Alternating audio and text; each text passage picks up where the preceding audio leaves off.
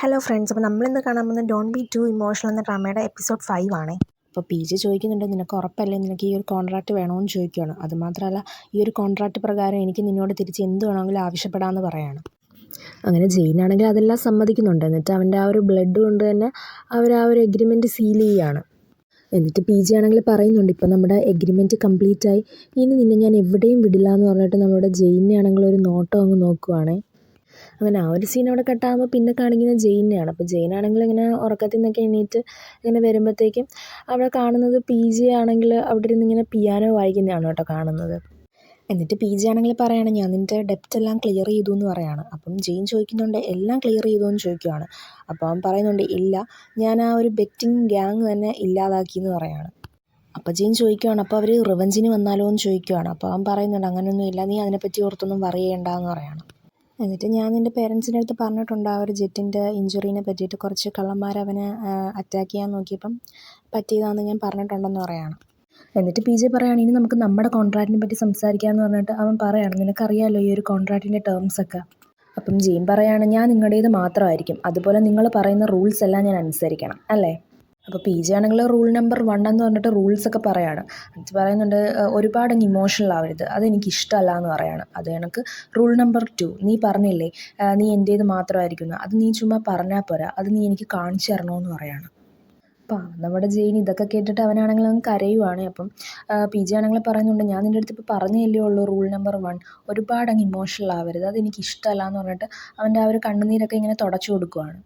അങ്ങനെ ആ ഒരു സീൻ അവിടെ കട്ടാകുമ്പോൾ പിന്നെ കാണിക്കുന്നത് ഡാനിനെയാണ്. അപ്പം ഡാനിനെ കാണാനായിട്ട് ജെയിൻ ആണെങ്കിൽ അവൻ്റെ അടുത്തേക്ക് വന്നിരിക്കുക. അപ്പം ഡാനാണെങ്കിൽ ജെയിനെ കാണുമ്പോൾ ചോദിക്കുന്നുണ്ട്, നീ ഓക്കെ അല്ലേ, നീ എന്താ ഫോൺ എടുക്കാമായിരുന്നു, ഞാൻ വിളിച്ചിട്ട് ഞാൻ നിന്നെ കുറേ വിളിച്ചായിരുന്നല്ലോ എന്നൊക്കെ ഇങ്ങനെ ചോദിക്കുകയാണ്. അപ്പം ഡാൻ ചോദിക്കുകയാണ്, നീ എന്താ കാണണമെന്ന് പറഞ്ഞതെന്ന് ചോദിക്കുമ്പോഴത്തേക്കും ജെയിൻ ആണെങ്കിൽ പറയുകയാണ്, നമുക്ക് ബ്രേക്കപ്പ് ചെയ്യാമെന്ന് പറയുകയാണ്. അപ്പോൾ ഡാനാണെങ്കിൽ പറയാം, നിന്നെക്കൊണ്ട് ഇങ്ങനെയൊക്കെ ഫോഴ്സ് ചെയ്ത് ചെയ്യിപ്പിക്കുന്നത് ആ ജെ ആയിരിക്കും അല്ലേ എന്ന് പറഞ്ഞ് ജെനെ അടിക്കാനായിട്ടൊക്കെ പോകുന്നുണ്ട്. അപ്പം ജെയിൻ ആണെങ്കിൽ അവനെ പിടിച്ചു നിർത്തുന്നുണ്ട്. എന്നിട്ട് അവൻ പറയുന്നുണ്ട്, അത് അങ്ങനെയല്ല, ഇത് എൻ്റെ ഡിസിഷനാണെന്ന് അവൻ പറയുന്നുണ്ട്. എന്നിട്ട് പറയാണ്, നീ എൻ്റെ അടുത്ത് എപ്പോഴും നന്നായിട്ടാണ് നിന്നിട്ടുള്ളത്, എൻ്റെ ആ ഒരു മോശം സമയത്ത് നീ ഇല്ലായിരുന്നെങ്കിൽ എനിക്കത് ഒരിക്കലും മറികടക്കാൻ പറ്റത്തില്ലായിരുന്നു എന്നൊക്കെ പറയുകയാണ് അവൻ. എന്നിട്ട് അവൻ പറയുന്നുണ്ട്, ഡാൻ, എനിക്ക് നിങ്ങളെ ഇഷ്ടമാണ്, പക്ഷേ അത് വേറൊരു അർത്ഥത്തിലല്ല, എനിക്ക് നിങ്ങളെ സ്നേഹിക്കാൻ കഴിയുന്നില്ല എന്നവൻ പറയുകയാണ്. എന്നിട്ട് അവൻ പറയുകയാണ്, നിങ്ങൾ എന്നെ ഒരുപാട് സ്നേഹിക്കുന്നുണ്ട്, പക്ഷേ എനിക്ക് ആ ഒരു സ്നേഹം നിങ്ങൾക്ക് തിരിച്ചു തരാനായിട്ട് പറ്റുന്നില്ല, അതുകൊണ്ട് ഇതാ നല്ലതെന്ന് അവൻ പറയുകയാണ്. എന്നിട്ട് ജെയിൻ പറയുന്നുണ്ട്, ഞാൻ നിങ്ങളെ സ്നേഹിക്കാനായിട്ട് ഒരുപാട് ട്രൈ ചെയ്തു, പക്ഷേ എന്നെക്കൊണ്ട് അതിന് പറ്റുന്നില്ല എന്ന് പറയുകയാണ്. അപ്പോൾ ഡാൻ ചോദിക്കുന്നുണ്ട്, അതെന്താണെന്ന് ചോദിക്കുകയാണ്. അപ്പോൾ അവൻ പറയുന്നുണ്ട്, എനിക്കിപ്പോഴും ജെനെ മറക്കാനായിട്ട് പറ്റുന്നില്ല എന്ന് അവൻ പറയുകയാണ്. എന്നിട്ട് അവൻ പറയുകയാണ്, ഇത് ഇവിടം കൊണ്ട് നിർത്തുന്നതേ നല്ലത്, ഇതെല്ലാം എൻ്റെ തെറ്റാന്നൊക്കെ പറഞ്ഞിട്ട് അവനാണെങ്കിൽ സോറി ചോദിക്കുന്നുണ്ട്. എന്നിട്ട് ഡാനാണെങ്കിൽ പറയുന്നുണ്ട്, നീ എൻ്റെ അടുത്ത് സോറി ഒന്നും ചോദിക്കേണ്ട, ആ ഒരു ഫുട്ബോൾ ഫീൽഡിൽ നടന്ന ആ ഒരു ഇൻസിഡൻറ്റിൽ സമയത്തെ എനിക്ക് മനസ്സിലായതാണ് നിനക്ക് ജെനെ മറക്കാനായിട്ട് പറ്റിയിട്ടില്ല, എന്നിട്ടും ഞാൻ നിന്നെ അപ്രോച്ച് ചെയ്തത് അത് എൻ്റെ മിസ്റ്റേക്കാണെന്ന് ഇങ്ങനെ പറഞ്ഞിട്ട് അവനാണെങ്കിൽ സോറി ചോദിക്കുവാണേ. എന്നിട്ട് ജെയിനാണെങ്കിൽ ഡാൻ കൊടുത്ത ആ ഒരു ബ്രേസ്ലെറ്റ് ഊരി ഇങ്ങനെ അവന് കൊടുക്കുമ്പോഴത്തേക്കും ഡാൻ അത് വാങ്ങുന്നില്ല. എന്നിട്ട് പറയുകയാണ്, ഇല്ല അതെനിക്ക് വേണ്ട, അത് നീ തന്നെ വെച്ചോളാൻ പറയുകയാണ്. അപ്പം ജെയിനാണെങ്കിൽ പറയുന്നുണ്ട്, ഇല്ല അത് ശരിയാവത്തില്ല, ഇത് ഡാൻ തന്നെ വെച്ചോളാം എന്ന് പറഞ്ഞിട്ട് അവന് തിരിച്ചു കൊടുക്കാനായിട്ട് പോവുകയാണ്. പക്ഷേ ഡാനാണെങ്കിൽ അത് വാങ്ങുന്നില്ല. എന്നിട്ട് ഡാൻ പറയുകയാണ്, നീ എപ്പം അൺഹാപ്പി ആയിട്ട് ഫീൽ ചെയ്യുന്നു, നിനക്ക് വേണ്ടി എപ്പോഴും ഞാനിവിടെ കാണുമെന്ന് പറഞ്ഞിട്ട് അവരാണെങ്കിൽ ഹഗ് ചെയ്യുകയാണ്. എന്നിട്ട് അവർ തമ്മിലുള്ള ആ ഒരു കാര്യങ്ങളൊക്കെ ക്ലിയർ ആവുന്നുണ്ടേ. പിന്നെ കാണിക്കുന്നത് അവിടെ യൂണിവേഴ്സിറ്റിയാണ്. അപ്പം അവിടെ ജെയിനാണെങ്കിൽ അവൻ്റെ ഫ്രണ്ട്സിൻ്റെ കൂടെ ഇരിക്കുമ്പോഴത്തേക്കും ഗ്യാപ്പാണെങ്കിൽ അവൻ്റെ അടുത്ത് ചോദിക്കുന്നുണ്ട്, നീ ഓക്കെ അല്ലേ എന്ന് ചോദിക്കുന്നുണ്ട്. ഈയിടെയായിട്ട് നീ ക്ലാസ്സൊക്കെ ഒരുപാട് സ്കിപ്പ് ചെയ്യുന്നുണ്ടല്ലോ എന്ന് ചോദിക്കുമ്പോൾ അവൻ പറയുന്നുണ്ട്, ഇല്ല ഞാൻ ഓക്കെ ആണെന്ന് പറയുന്നുണ്ട്. എന്നാൽ അപ്പോഴാണ് അങ്ങോട്ടേക്ക് പുട്ട് വന്നിട്ട് അവൻ്റെ കൈ പിടിച്ച് നോക്കുന്നത്. എന്നിട്ട് അവൻ ചോദിക്കുന്നുണ്ട്, നീ ജെ ആയിട്ട് കോൺട്രാക്റ്റ് സൈൻ ചെയ്തോ എന്നൊക്കെ ചോദിക്കുകയാണ്. എന്നിട്ട് അവൻ പറയുകയാണ്, നിന്നെ പിന്നെയും ജെ ഫോഴ്സ് ചെയ്തു അല്ലേ, നീ പ്രശ്നത്തിലായിരുന്നെങ്കിൽ നിനക്ക് എന്നോടോ അല്ലെങ്കിൽ ഡാനിനോടോ പറഞ്ഞുകൂടായിരുന്നു നിന്നെ ഹെൽപ്പ് ചെയ്യാനെന്ന് ചോദിക്കുവാണ്. അപ്പം ജെയിനാണെങ്കിൽ പറയുന്നുണ്ട്, ഇതെല്ലാം എൻ്റെ പ്രശ്നമാണ്, നീ എൻ്റെ ലൈഫിൽ നിന്ന് മാറി നിൽക്ക്, ഇത് ഞാൻ ഹാൻഡിൽ ചെയ്തോളാം എന്ന് അവൻ പറയുന്നുണ്ട്.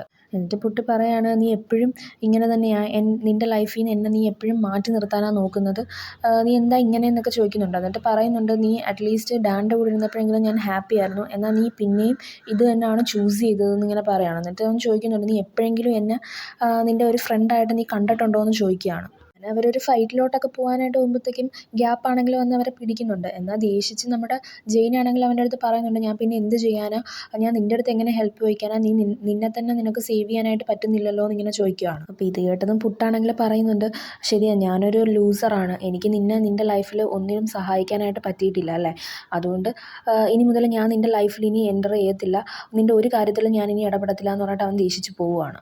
അടുത്ത സീനിൽ പിന്നെ ജെയിനാണെങ്കിൽ പബ്ബിൽ നിൽക്കുന്നതാണ് കേട്ടോ കാണിക്കുന്നത്. അപ്പോൾ അവനാണെങ്കിൽ ഇങ്ങനെ ഡ്രിങ്കൊക്കെ ചെയ്ത് വല്ലാത്തൊരു അവസ്ഥയിലാണ്. എന്നിട്ട് അവനിങ്ങനെ അവിടെ ഇങ്ങനെ ഡാൻസൊക്കെ ചെയ്തുകൊണ്ട് നിൽക്കുമ്പോഴത്തേക്കും ഒരാൾ വന്ന് അവനെ അപ്രോച്ച് ചെയ്യുന്നുണ്ട്. എന്നിട്ട് അവനാണെങ്കിൽ അതിൽ നിന്നൊക്കെ ഒഴിഞ്ഞു മാറാൻ നോക്കുന്നുണ്ട്. എന്നാൽ അയാളാണെങ്കിൽ അവനെ കയറി അങ്ങ് ഹഗ് ചെയ്യുവാണ്. അപ്പം അവനാണെങ്കിൽ വിടാനൊക്കെ പറയുന്നുണ്ട്, എന്നാൽ അയാൾ കേൾക്കുന്നില്ല. അപ്പോഴാണ് പെട്ടെന്ന് നമ്മുടെ PJ ആണെങ്കിൽ വന്നിട്ട് അയാളെ ഒരുപാടിട്ട് അടിക്കുന്നുണ്ട്. എന്നിട്ട് പറയുന്നുണ്ട്, എൻ്റെ ബോയ് ഫ്രണ്ടിൻ്റെ അടുത്ത് നിന്ന് മാറി നിൽക്കാനൊക്കെ പറഞ്ഞിട്ട് നമ്മുടെ ജെയിനെയും വലിച്ചുകൊണ്ടങ്ങ് പോവുകയാണ് കേട്ടോ PJ.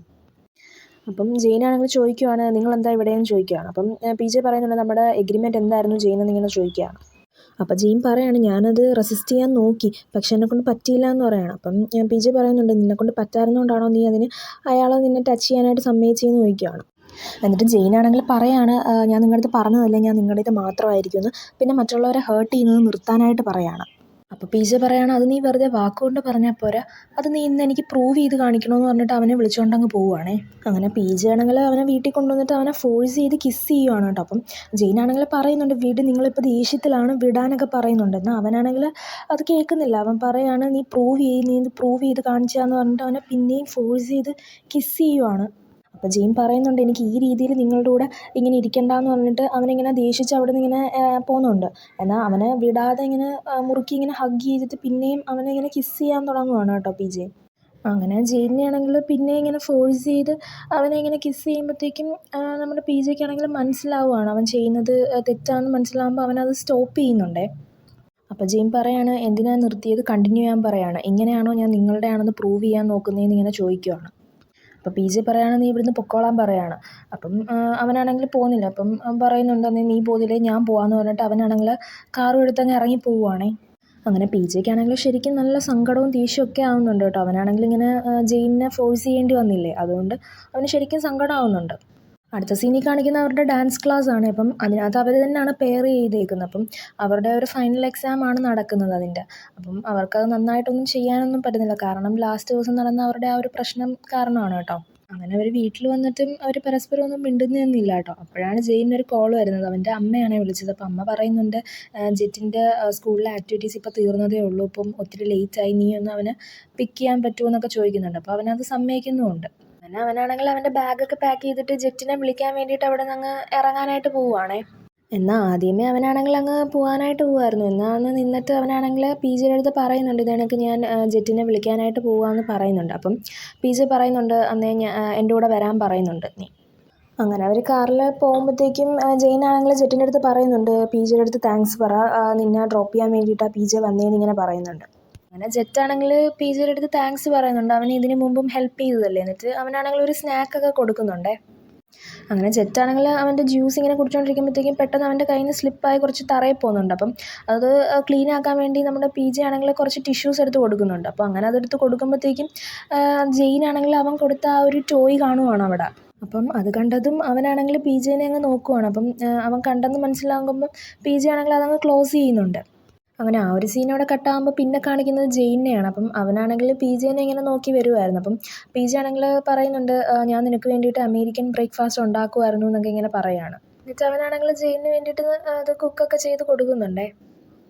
അത് കഴിഞ്ഞ് പിന്നെ കാണിക്കുന്ന അവരുടെ യൂണിവേഴ്സിറ്റിയാണ്. അപ്പം ഗ്യാപ്പ് പറയുന്നുണ്ട്, നിന്നെ വിളിക്കാൻ എന്തോ PJ വന്നിട്ടുണ്ടെന്ന് പറയാണ്. എന്നിട്ട് അവൻ ചോദിക്കുന്നുണ്ട്, നിങ്ങൾ തമ്മിൽ ഇപ്പോൾ ശരിക്കും ഒന്നിച്ചോ എന്നൊക്കെ ചോദിക്കുകയാണ്. അപ്പം ജെയിൻ പറയുന്നുണ്ട്, എനിക്കറിയില്ല, ഞാനിപ്പം എന്തിലൂടെയാണ് ഇങ്ങനെ കടന്നു പോകുന്നതെന്ന് എനിക്കറിയത്തില്ല എന്ന് പറയണം. എന്നിട്ട് അവൻ പറയുന്നുണ്ട്, നീ ശരിക്കും PJ ആയിട്ട് ഒന്നിക്കാനാണ് പോകുന്നതെങ്കിൽ നിൻ്റെ മനസ്സിലുള്ളത് എന്താണോ അത് നീ PJയുടെ അടുത്ത് തുറന്നു പറ. ഇനിയും അത് വലിയൊരു പ്രശ്നത്തിലോട്ട് പോകുന്നതിന് മുമ്പേ നിൻ്റെ മനസ്സിൽ എന്താണോ ഉള്ളത് അത് നീ തുറന്നു പറയാൻ പറയാണ് അവൻ. എന്നിട്ട് പറയുന്നുണ്ട്, നിന്നെ വെയിറ്റ് ചെയ്ത് നിൽക്കുവാണ് PJ, നീ അങ്ങോട്ടേക്ക് ചെല്ലാൻ പറഞ്ഞിട്ട് അവനാണെങ്കിൽ അങ്ങോട്ട് PJയുടെ അടുത്തോട്ട് പറഞ്ഞു വിടുന്നുണ്ട്. അങ്ങനെ PJ ആണെങ്കിൽ ജെയിനെയും വിളിച്ചിട്ട് അവർ വീട്ടിലോട്ട് തന്നെ തിരിച്ച് വരുന്നുണ്ട്. അങ്ങനെ അവനാണെങ്കിൽ എന്നിട്ട് തിരിച്ച് പോകാനായിട്ട് പോകുമ്പോഴത്തേക്കും ജെയിനാണെങ്കിൽ പറയുന്നുണ്ട്, എനിക്ക് നിങ്ങളുടെ അടുത്തൊന്ന് സംസാരിക്കണമെന്ന് പറയാണ്.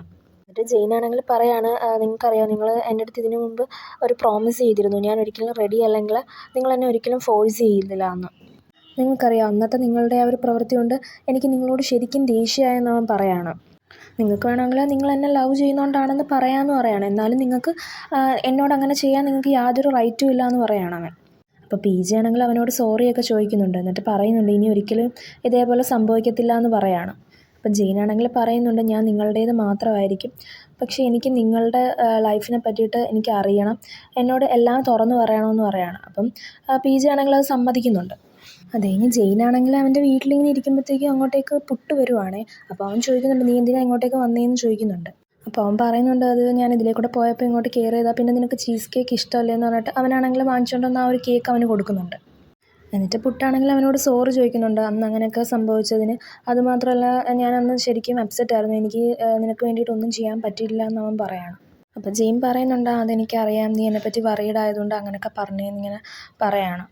പുട്ടാണെങ്കിൽ അവൻ്റെ കൈ പിടിച്ചിട്ട് പറയണം അത് ഞാൻ ശരിക്കും വറീഡായിരുന്നു എന്ന് പറയണം. അപ്പോഴാണ് പി ജെയുടെ മെസ്സേജ് വരുന്നത്. അപ്പോൾ ഇത് കാണുന്നതും ജെയിനാണെങ്കിൽ കൈ വിട്ടിട്ട് പറയുന്നുണ്ട് നമുക്ക് പിന്നീട് ഒരു ദിവസം സംസാരിക്കാമെന്ന് പറയുന്നുണ്ട്. അപ്പോൾ പുട്ടാണെങ്കിൽ ഓക്കെ എന്ന് പറഞ്ഞിട്ട് അവനാണെങ്കിൽ പോകാനായിട്ട് പോകുമ്പോഴത്തേക്കും ജെയിൻ പറയുന്നുണ്ട് ഈ കഴിഞ്ഞ കാര്യങ്ങളൊക്കെ ഇനി മറന്നേക്കുക, അതൊന്നും ഇനി ഓർക്കണ്ടെന്ന് അവൻ്റെ അടുത്ത് പറയാണ്. അടുത്ത സീനിൽ പി ജെയും ജെയിനും കൂടെ കാറിലിങ്ങനെ പൊയ്ക്കൊണ്ടിരിക്കുകയാണ്. അപ്പം ജെയിനാണെങ്കിൽ ചോദിക്കുന്നുണ്ട് നമ്മൾ എങ്ങോട്ടാണ് പോകുന്നതെന്ന് ചോദിക്കുന്നുണ്ട്. അപ്പം അവനാണെങ്കിൽ പറയുന്നുണ്ട് എൻ്റെ അടുത്ത് ഇതാണ് ഒരാൾ ഒരു ഫേവർ ചോദിച്ചിട്ടുണ്ട്, അപ്പം അയാളെ മീറ്റ് ചെയ്യാനാണ് നമ്മൾ പോകുന്നതെന്ന് പറയാണ്. അതുകൊണ്ടാണ് ഞാൻ നിന്നെയും കൂടെ കൂടെ കൂട്ടിയെന്ന് പറയുന്നുണ്ട്. അപ്പോൾ ജെയിൻ ചോദിക്കുന്നുണ്ട് നിങ്ങൾ എന്തിനാണ് ഇങ്ങനെയൊക്കെ ചെയ്യുന്നത്, നിങ്ങളുടെ ഫാമിലിക്ക് ഇതുമായിട്ട് ബന്ധമുണ്ടോ എന്നിങ്ങനെ ചോദിക്കുന്നുണ്ട്. അപ്പോൾ അവൻ പറയുന്നുണ്ട് ഇല്ല ഇത് ഞാൻ ഒറ്റയ്ക്കാണ് ചെയ്യുന്നതെന്ന് പറയുന്നുണ്ട്. അപ്പോൾ ജെയിൻ ചോദിക്കുന്നുണ്ട് മറ്റുള്ളവർക്ക് ഇങ്ങനെ അവരുടെ പ്രോമിസസ് ബ്രേക്ക് ചെയ്യുമ്പം അവർക്കിങ്ങനെ പണിഷ്മെൻറ്റ് കൊടുക്കുന്നതിൽ നിങ്ങൾക്കൊന്നും ഫീൽ ചെയ്തിട്ടില്ലേ എന്നിങ്ങനെ ചോദിക്കുവാണ്. ഞാനായിട്ടൊരു പണിഷ്മെൻറ്റും അവർക്ക് ഞാൻ കൊടുക്കുന്നില്ല, അവർ തെറ്റ് ചെയ്തു, അവർക്ക് ഡിസേർവിങ് ആയിട്ടുള്ള പ്രൈസാണ് അവർക്ക് കിട്ടുന്നതെന്ന് പറയാണ് അവൻ. അപ്പോൾ ജെയിൻ ചോദിക്കുന്നുണ്ട് നിങ്ങൾ ഈ ചെയ്യുന്നതൊക്കെ ശരിയാണെന്ന് തന്നെയാണോ നിങ്ങൾ വിചാരിക്കുന്നതെന്ന് ചോദിക്കുവാണ്.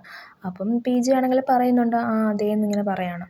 എന്നിട്ട് ജെയിൻ പറയുന്നുണ്ട് പി ജെ നിങ്ങളിങ്ങനൊന്നും ചെയ്യേണ്ട കാര്യമില്ല എന്ന് പറയാണ്. അപ്പം അവൻ പറയുന്നുണ്ട് നമ്മളിവിടെ എത്തി എന്ന് പറയാണ്. എന്നിട്ട് അവർ കാറിൽ നിന്ന് ഇറങ്ങുന്നുണ്ട്. അപ്പോൾ ജെയിൻ പറയുന്നുണ്ട് ഞാൻ വിചാരിച്ചു നിങ്ങളവരെ പബ്ബിൽ വെച്ചിട്ടായിരിക്കും മീറ്റ് ചെയ്യുന്നതെന്ന് പറയുന്നുണ്ട്. അപ്പം പി ജെ പറയുന്നുണ്ട് ചില ആളുകൾ ഇങ്ങനെ പബ്ബിൽ വെച്ച് മീറ്റ് ചെയ്യുന്നത് പ്രിഫർ ചെയ്യത്തില്ല എന്നിങ്ങനെ പറയാണ്.